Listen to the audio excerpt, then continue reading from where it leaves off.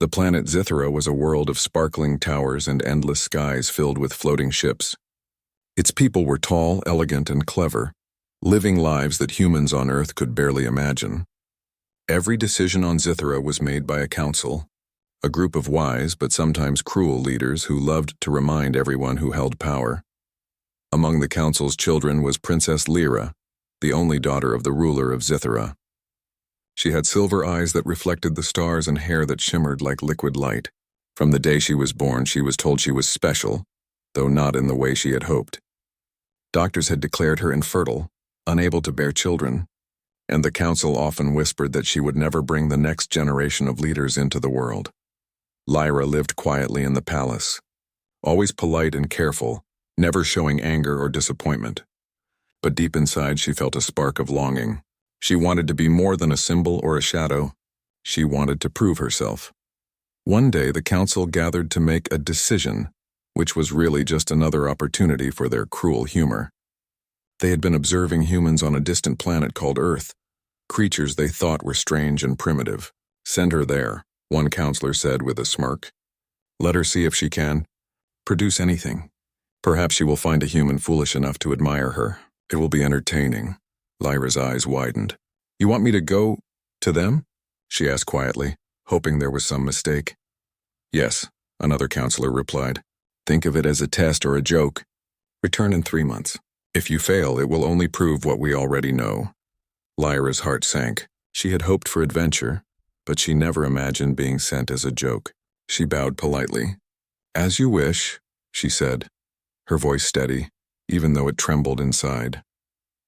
A few hours later, Lyra stood on the gleaming launch platform, staring at the massive spacecraft that would carry her across space. Her thoughts were a mixture of fear and curiosity. She had read about humans, small, soft, unpredictable, but she had never met one. She wondered what kind of life they led. Could she survive there? Could she even make a friend? The launch was smooth, and soon Zithera was a distant memory. Lyra floated in her cabin, watching the stars stretch into long lines as the ship raced through space. She felt a strange mix of loneliness and excitement. Maybe this was more than a cruel joke. Maybe it was her chance to discover who she truly was.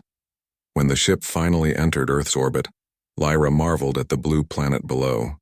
Oceans shimmered like glass, forests spread like green oceans, and cities glowed with tiny lights that looked like stars fallen to Earth. She had expected primitive chaos, but she saw beauty, complexity, and life everywhere. Lyra landed in a quiet town on the outskirts of a human city. She disguised herself in simple clothing, trying not to draw attention to her unusual height and shining hair. She wanted to observe humans, just as the council had ordered, but as soon as she stepped onto the streets, she realized that humans were not as predictable as she had imagined. They laughed, cried, and argued over things she didn't understand, but they also helped each other in ways that made her heart feel warm. Was in a small science lab that she first met Ethan. He was unlike anyone she had seen before, short, slightly messy, and constantly scribbling notes in a notebook that looked almost too old-fashioned for a world that thrived on technology. But there was something in his eyes, a curiosity and kindness that drew her in. "Hello," Lyra said cautiously, stepping into his lab. She had been careful not to reveal too much about herself, but curiosity pushed her forward. Ethan looked up from a small device that hummed softly. "Oh, hello, are you new here?" he asked, tilting his head. There was no fear in his voice, only genuine interest.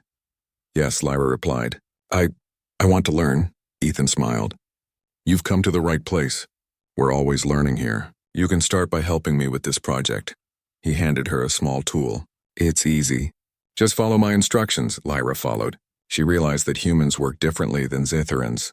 They did not rely on precise calculations alone. They experimented, adjusted, and tried again. There was freedom in their methods, and she found it fascinating. Over the next few days, Lyra spent more time with Ethan. They shared stories. He told her about life on Earth, about cities, animals, and human inventions. She told him vague tales about distant stars and planets, careful not to reveal too much. Ethan never judged her, and she never felt laughed at. Slowly, Lyra began to feel something she had not felt in Zithera's palace: friendship. Yet even as she laughed and learned, the council's words echoed in her mind. "You are infertile. You will fail. She forced herself to ignore it, but a quiet fear remained. Could Ethan ever understand her? Could she ever defy the destiny the council had set for her? One evening, as the sun set and painted the sky in shades of gold and orange, Lyra walked with Ethan along a quiet river. He was talking about a strange invention he wanted to create, a small flying device that could glide over the water. Lyra listened, fascinated, and then laughed, a soft musical sound that surprised her. Ethan looked at her, eyes bright. "You have a beautiful laugh," he said. "It makes the world seem lighter." Lyra felt a warmth spread through her chest. She looked away, unsure how to respond. In Scythera, she had been praised for her mind, her elegance, her obedience, but never for her laughter. "Thank you," she said finally, softly. I enjoy your company, Ethan. You make things easier." Ethan grinned. "I enjoy yours too, Lyra. You see the world differently. You make me think." For the first time, Lyra felt a spark of something beyond duty or expectation. She wondered if maybe, just maybe, this joke from the council was not entirely their own. Maybe the universe had plans she did not yet understand. That night, Lyra returned to her small quarters, gazing at Earth's twin moons.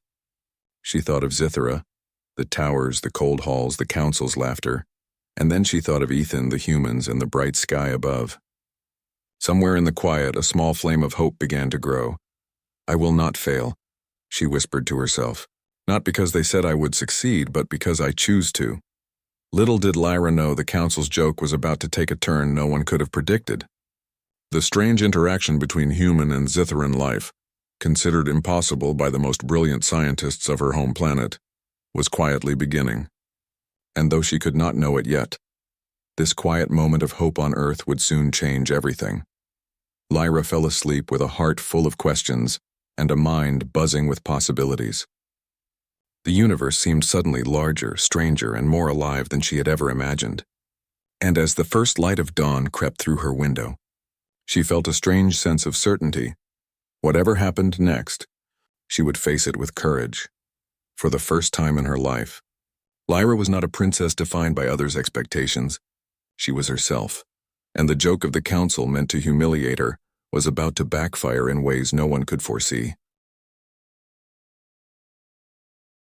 Days turned into weeks, and Lyra slowly adjusted to life on Earth. The bustling human cities, the smells of food she had never tasted, the sound of laughter in the streets, all of it was new, strange, and exciting. She marveled at the simplicity of human life, how small choices could bring joy or frustration, and how much humans depended on connection with each other. Ethan became her guide, her friend, and her teacher. Every day he showed her something new. One morning they visited a small garden in the city, a rare patch of green amid the gray buildings. Flowers of every color bloomed there, and the soft hum of bees filled the air. Lyra crouched to touch a flower she had never seen before. "How do they grow?" she asked. Ethan smiled, kneeling beside her. "They grow because someone cares for them. Humans plant seeds, water them, and protect them. Sometimes, even when they don't know if the flower will survive, they try anyway." Lyra thought about the words. On Scythera, nothing grew unless it was engineered perfectly, monitored with precision, and controlled completely.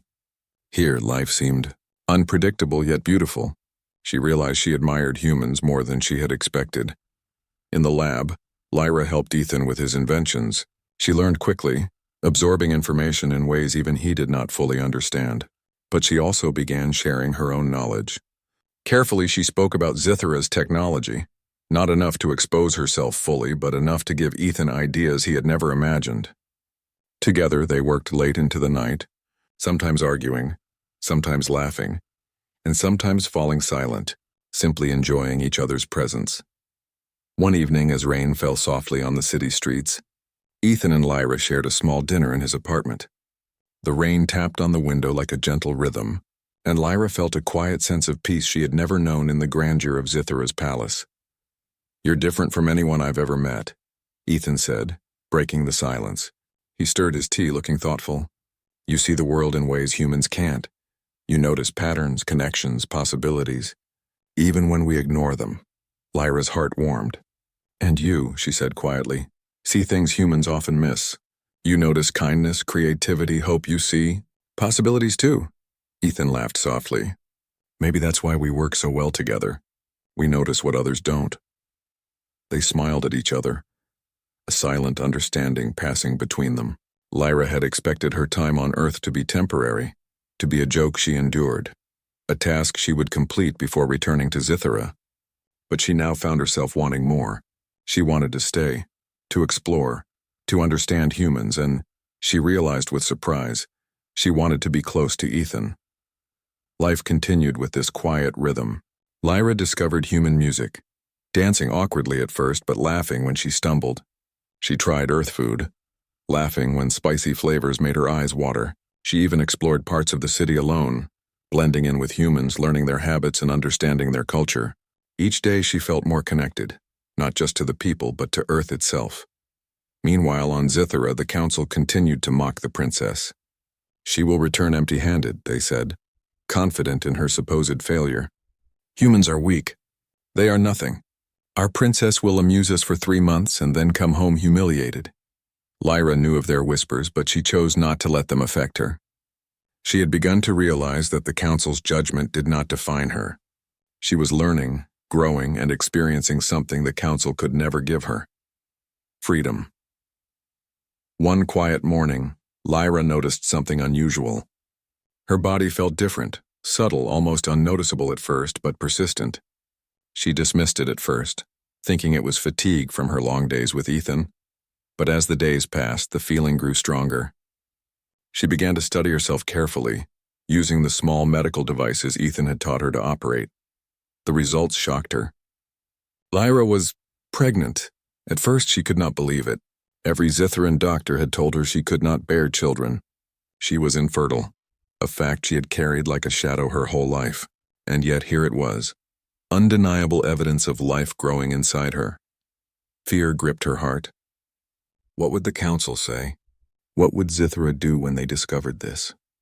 They had sent her as a joke, believing she could never succeed. Now she had defied their expectations in a way no one could have imagined. Lyra did not immediately tell Ethan. She needed time to understand, to process. But she could not hide it forever. When she finally confided in him, his reaction was unlike anything she had expected. "You're pregnant?" he asked, eyes wide, voice trembling between shock and awe. "But that's incredible." Lyra nodded, fear and hope warring in her chest. "I don't know how this happened," she admitted. "I thought it was impossible. Zithera said it could not occur." Ethan took her hands in his. "Sometimes the impossible just happens." "This is amazing, Lyra, truly amazing. We'll figure it out together. You're not alone." For the first time, Lyra felt relief and joy in equal measure. She had expected ridicule or fear, but Ethan responded with support, curiosity, and care. Together they began studying her condition, trying to understand the hybrid life growing within her. Days later, Lyra felt a quiet sense of purpose. She was no longer just a visitor or a subject of ridicule. She was a creator, a life-bearer, and a bridge between two worlds. The pregnancy, mysterious as it was, became a symbol of hope and possibility. But the council was not idle. Scouts from Zithera, small stealth ships capable of traveling across galaxies quickly, had detected unusual activity on Earth. Reports of the princess, her presence in the human city, and her strange behavior reached the council. "She is pregnant," one counselor said, disbelief lacing her voice. "This is impossible." Another laughed harshly. "Impossible or not, she has made a fool of us all. Prepare a retrieval mission. Bring her back. She cannot be allowed to return to Zithera like this." Lyra remained unaware of these developments, focused on learning, adapting, and preparing for the arrival of her child. She explored Earth further, taking walks with Ethan along rivers and parks, marveling at the resilience of life. Humans, though fragile in many ways, were surprisingly resourceful and brave. Their cities, their inventions, their simple acts of kindness, they all left a mark on her heart. One afternoon, as sunlight spilled through the laboratory windows, Ethan looked at her thoughtfully. "You know," he said, "humans are not the strongest beings in the universe. But we have something else. Curiosity, courage, compassion. We keep trying, even when everything seems impossible. That's why we survive." Lyra nodded slowly. "I see that now. Zithera is powerful, but humans, they are alive in a way I never understood before." Ethan smiled. "And you're part of that now." You're helping me see the world differently, too. The bond between them grew stronger each day. Lyra learned not only about humans, but also about herself. She began to understand courage. Not the courage of warriors or rulers, but the courage of someone who stands up for what they believe, who embraces uncertainty, and who chooses love and hope over fear. As the weeks passed, Lyra could no longer ignore the changes in her body. She felt life moving within her, a rhythm and presence that was both terrifying and wonderful. She realized that the council's joke had unintentionally created something extraordinary. Lyra finally allowed herself to imagine a future where she could stay on Earth, raise a child, and continue learning. She imagined a small home, laughter filling the rooms, and the possibility of seeing humans and Zitherans working together one day. Yet, a shadow lingered in the back of her mind. The council would not forgive this defiance. They had sent her as a joke, and now she had turned that joke into proof that even their assumptions could be wrong. Soon they would come, but for now Lyra allowed herself a moment of peace. Sitting by the window, Lyra had begun to embrace her new life on Earth. The days were full of learning, laughter, and quiet moments with Ethan. She had never imagined that a world so small and seemingly fragile could feel so alive. Humans were not the strongest beings she had encountered, but their hearts, their curiosity, and their courage amazed her every day. Yet, as she adjusted to her new home, Lyra could not ignore the growing presence within her, the subtle changes in her body, the gentle rhythms that marked a life forming inside her, were both miraculous and frightening. She had never expected to feel this way. Zithra had declared her infertile. Every doctor, every scientist, every official had confirmed it, and yet here she was carrying life. One morning, as sunlight filtered through the lab's window, Lyra approached Ethan with hesitation. "Ethan, I think something is happening to me," she said quietly, her voice trembling. Ethan looked up, concern immediately in his eyes. "What is it?" Lyra took a deep breath. I am pregnant." The words hung in the air. Ethan froze, his mind struggling to process the information. Then his eyes widened in awe. "Pregnant? But that's impossible." "Zitherans, your people, they said it couldn't happen." Lyra nodded, fear and wonder mingling in her silver eyes. "I know, that is what everyone said. That is why this is unexpected. I don't know why it is happening." Ethan stepped closer and gently took her hands. "Lyra, this is extraordinary, truly. Life, growing, it's a miracle. We will figure this out together." "You're not alone." Lyra felt a wave of relief. The fear she had carried since discovering the pregnancy began to ease. For the first time she realized that perhaps this life growing within her was not a burden, but a gift, a connection between her world and this strange, beautiful planet she now called home. Over the next few days, Lyra and Ethan studied the pregnancy carefully. They used every tool, every method available to humans, and borrowed Zithran principles she could safely share. They marveled at the developing child. Its genetic structure was unlike anything Lyra had ever seen. Hybridization between a Zithran and a human was considered impossible. Yet here it was, undeniable proof that nature could surprise even the most advanced civilizations. The child, still tiny within Lyra, seemed to carry a quiet power. Ethan often whispered to her, "You're creating something extraordinary, something no one could have predicted." Lyra's heart swelled at his words. She had spent her whole life under expectations, labels, and judgments. Now, for the first time, she was doing something entirely her own. But the joy was tinged with worry. She knew that Zithra would not react well. The council had sent her as a joke, believing she could never succeed. And now she had succeeded in a way they could never forgive. Their fears were confirmed sooner than expected. One evening, as Lyra and Ethan walked along a quiet street, watching children play in a park, her communicator beeped urgently. She had avoided contact with Zithran devices since her arrival, fearing detection, but the signal was too strong to ignore. She opened the device and a cold, formal voice filled the air. "Princess Lyra, your presence on Earth has been noted. Reports indicate unexpected developments. You are ordered to return immediately. Failure to comply will result in consequences." Lyra's hands shook. She quickly deactivated the device and looked at Ethan. "They know. The council knows. They've found out?" Ethan placed a reassuring hand on her shoulder. "Then we prepare. We face them together. We don't run.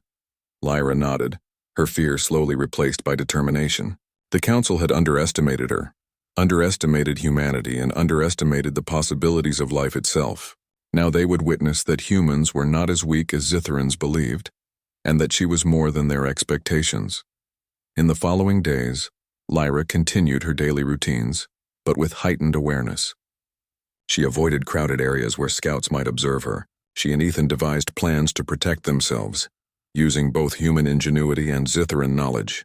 They reinforced her apartment, created decoy signals, and developed strategies to keep her and the child safe. Despite the looming danger, Lyra could not ignore the joy of her pregnancy.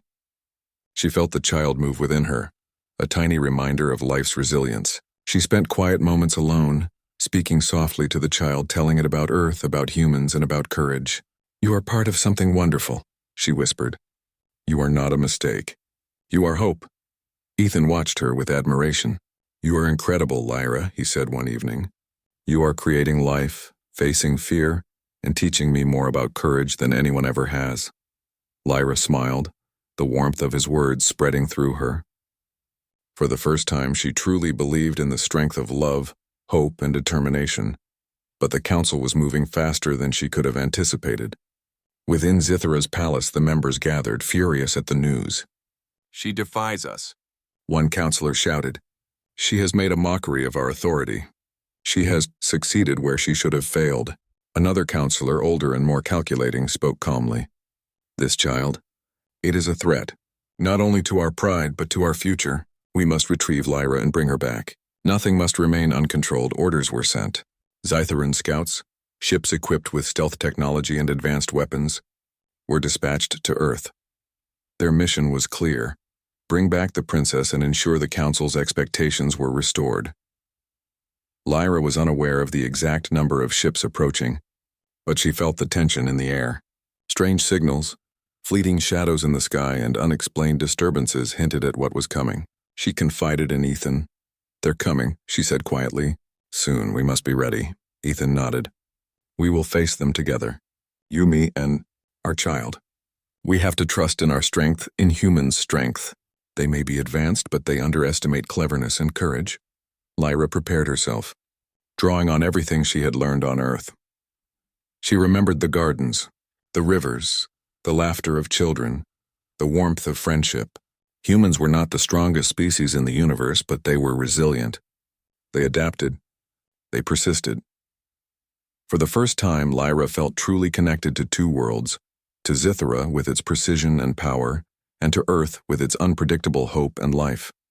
She realized that the child she carried symbolized a bridge between these worlds, a chance for understanding and unity. One night, as she rested in the quiet of Ethan's apartment, she felt a gentle movement within her and tears sprang to her eyes. Not tears of fear, but of wonder. Life had found a way, even where it was not expected. She whispered softly, "You are stronger than they know. You are stronger than I ever imagined." Ethan held her close, his presence steady and reassuring. "We will protect you always, no matter what comes." Lyra knew the days ahead would be difficult. The council's power was vast, their anger relentless. Yet she also knew that humans were clever, courageous, and determined. Together with Ethan, they could face whatever arrived. And as the first shadows of the approaching Zitharan scouts crept across Earth's orbit, Lyra felt a surge of resolve. The joke of the council had become something far greater than ridicule. It had become a test of courage, ingenuity, and hope, and Lyra, carrying life that should not exist, would meet that test with strength no one had expected. In the quiet before the storm, she held her belly and whispered again, "You are our future, and nothing, not fear, not power, not cruelty, will take that from us." Little did she know, the coming days would test every skill she had learned, every ounce of courage she possessed, and the very strength of her connection to humanity. But she also knew, deep in her heart, that for the first time she was not alone, and for the first time in her life she felt that anything was possible.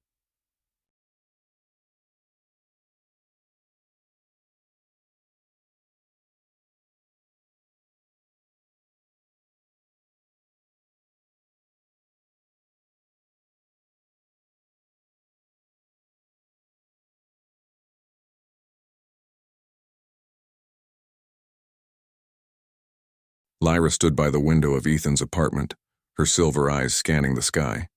Shadows moved across the clouds, shapes she knew too well. Zithran scouts. Their ships were sleek, silent, and deadly, built for speed and precision. She could feel the tension in the air, a quiet storm that threatened to change everything. Ethan entered the room, carrying a small tablet full of calculations and diagrams. "They're coming," he said softly, though his voice carried no fear, only determination. "We need a plan.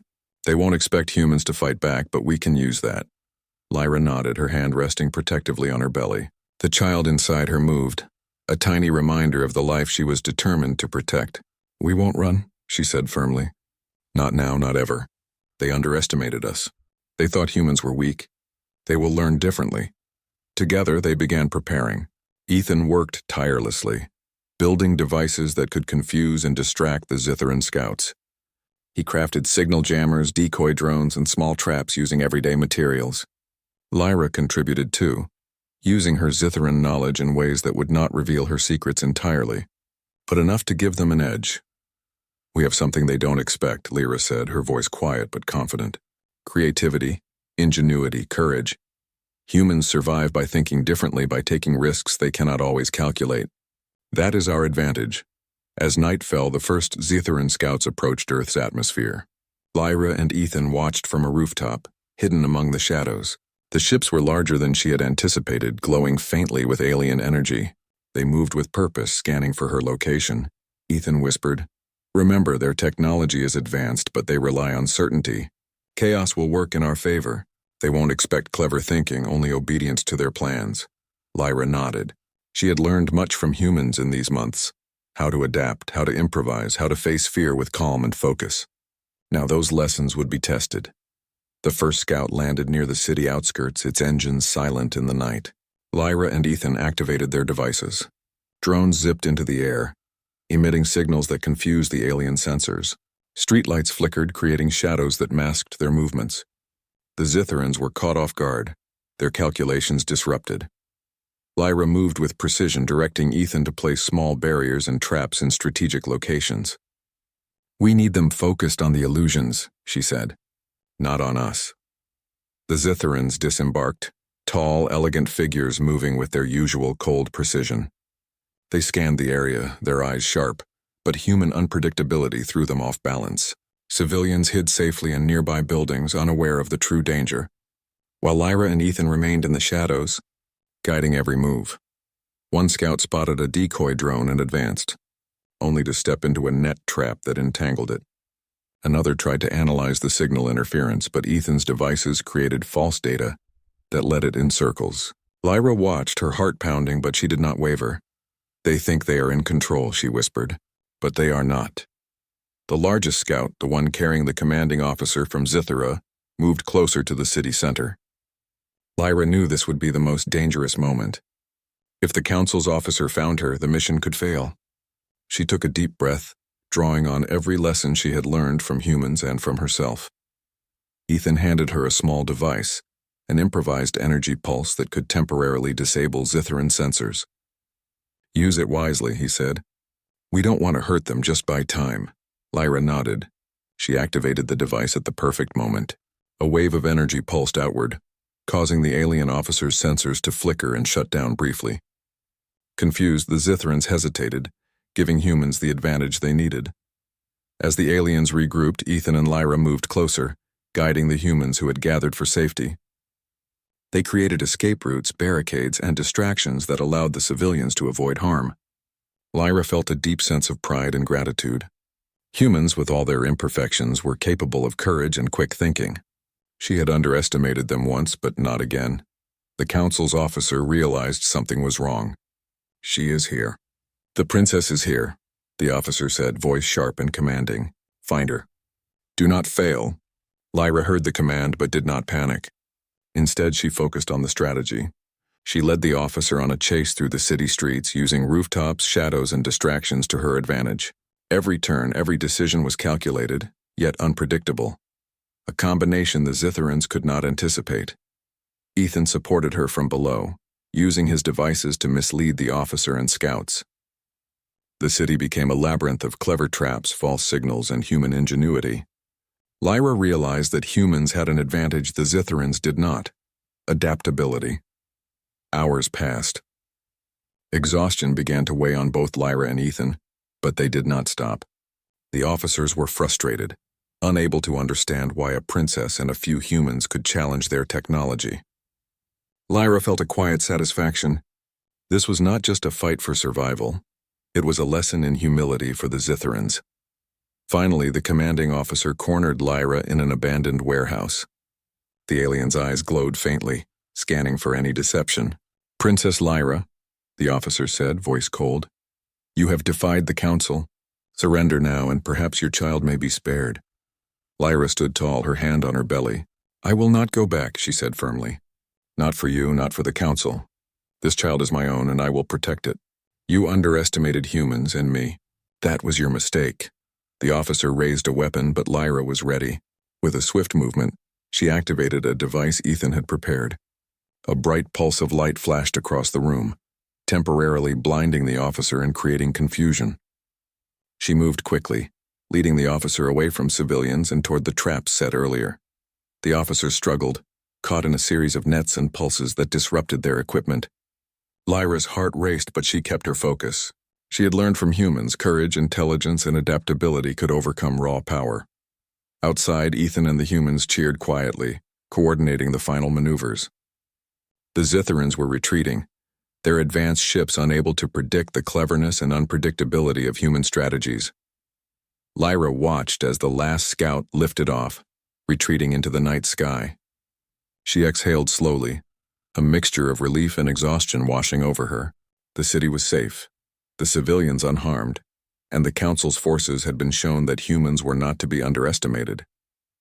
Ethan approached her, eyes bright with pride. "You did it, Lyra. You led them, guided us, and protected everyone. I can't believe how brave you are." Lyra smiled, though weariness softened her expression. "It wasn't just me," she said. "It was us humans, you, me. Courage, quick thinking, determination, that is what won today." Ethan held her close, and the city was calm now. The Zitharan scouts had retreated, leaving behind a silent reminder of their failed mission. Lyra stood at the window of her temporary home, the morning sun reflecting off the rooftops. She could feel the child moving inside her, a soft, steady rhythm that reminded her of the strength she had discovered over the past months. Ethan approached, carrying a small tray of breakfast. "You've hardly slept," he said gently. "The baby will need your strength soon. You need to rest." Lyra smiled softly. "I was thinking about what comes next. We fought today, but this is only the beginning. The council won't forget," Ethan nodded. "They may try again, but we are ready. And besides, today showed something important. Humans are clever, courageous, and adaptable. That is our strength." Lyra looked down at her belly, feeling the small life growing there. A mixture of fear and hope coursed through her. This child, part human, part Zitharan, was something the universe had never seen before. It represented unity, possibility, and a future she had never imagined. In the following days, Lyra and Ethan focused on preparation. They gathered resources, reinforced their home, and strengthened their communication systems. They also began recording data about the child's development. Fascinated by the hybrid biology, each heartbeat, each subtle movement was a reminder of life's resilience and adaptability.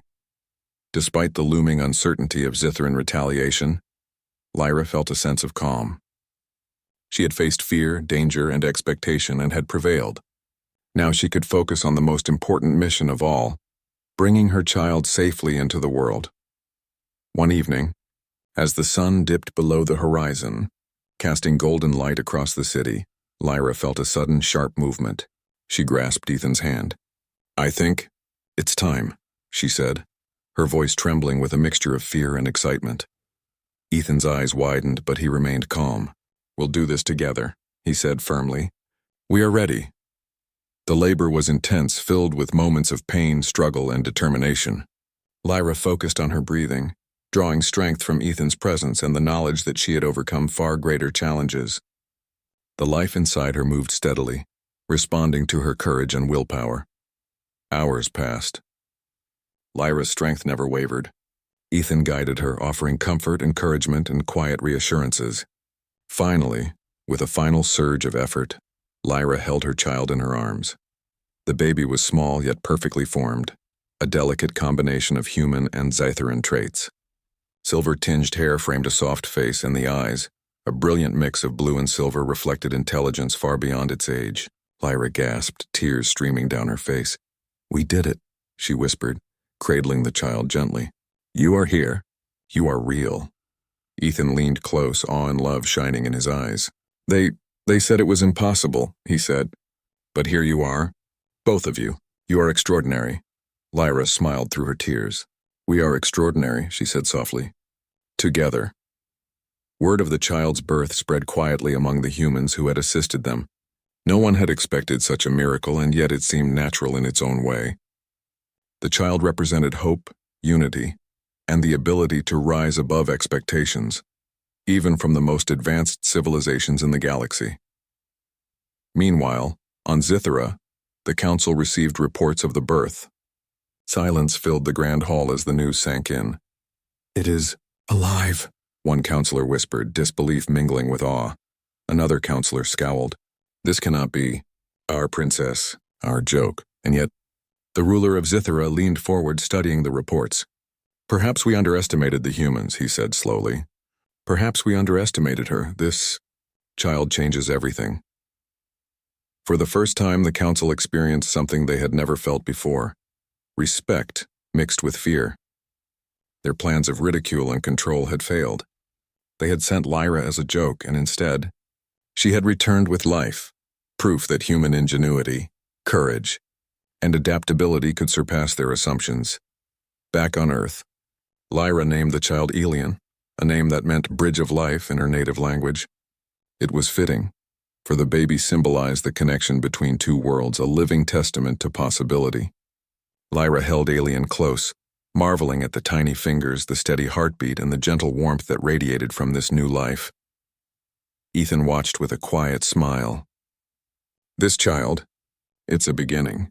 A new path for humans and Zytherans. Maybe one day they will see that cooperation and understanding are stronger than fear and judgment. Lyra nodded. "Yes, and we will make sure of it. We will show them that life, courage, and love are more powerful than any council or technology." Days turned into weeks. Lyra and Ethan adjusted to parenthood, discovering the joys and challenges of raising a child in a world full of wonder and uncertainty. Elian grew quickly, showing signs of intelligence and curiosity far beyond a normal human infant. The baby's hybrid nature became a source of fascination and hope, a living reminder that unity and understanding could create miracles. Occasionally, distant Zytheran ships were spotted in orbit, but they did not approach. Perhaps they had learned a lesson in patience, or perhaps they were unsure how to handle the unexpected. Lyra did not fear them. She had learned that courage, creativity, and the will to protect life were greater than fear or power. One evening, Lyra sat with Elian in her arms, looking out at the stars. The child's tiny hand reached for the sky, as if sensing the vastness beyond Earth. Lyra whispered softly, "The universe is big, little one, but you will find your place in it. You are proof that hope can exist anywhere, even where it seems impossible." Ethan joined them, resting a hand on Lyra's shoulder. "You've taught me something important, Lyra," he said. "Humans are not the strongest, the fastest, or the most advanced. But we have heart. We have courage, and we have the ability to rise above any expectation. That is what makes us extraordinary." Lyra smiled, her heart full. Yes, and now this child carries that strength. Elian will grow knowing that life is about more than survival. It's about courage, love, and hope. The city around them continued its quiet rhythm, unaware of the galactic events that had taken place. Life went on, but the world had changed. Humans had faced a challenge unlike any other and had prevailed. A princess, once sent as a joke, had returned with life that no one could deny. And in that moment, Lyra understood something profound. The future was not defined by expectations, power, or fear. It was defined by courage, ingenuity, and the choice to protect and nurture life. Elian stirred in her arms, cooing softly. Lyra kissed the child's forehead, a gentle promise forming in her heart. "We will face everything together, my little one. Together we will show the universe what hope, courage, and humanity can achieve. The stars outside seemed to shimmer brighter, as if acknowledging the new beginning. Lyra, Ethan, and Alien, the child who should not have been, stood as a symbol of possibility, proof that life could surprise even the most powerful, and that courage and love could triumph over fear and ridicule.